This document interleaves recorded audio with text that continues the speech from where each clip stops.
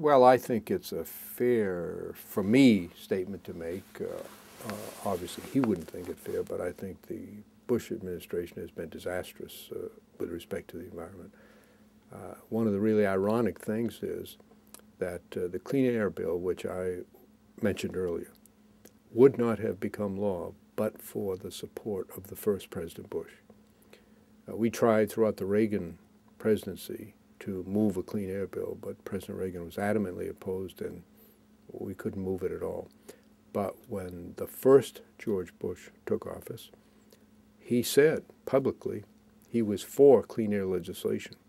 So instantly the debate changed from will there be a bill to what will be in the bill. We had a very lengthy process. I and other senators had a long negotiation with representatives of the president. We had a lot of disagreement on what ought to be in the bill, but there wouldn't have been a bill without his support. And he came up with some really good ideas. The cap and trading system was a proposal by the Bush administration, not by members of Congress, not by Democrats. In fact, I argued to my Democratic colleagues in the Senate who were opposed to the proposal that we're in a negotiation and we can't have everything our own way, and that's the nature of a negotiation. Here's an idea.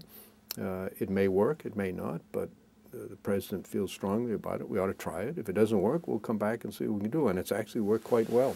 So one of the ironies of the current administration is that they really haven't enforced the law as it was intended to be enforced, and they haven't dealt with many of the other issues, of course, climate change and global warming being the most significant of them. So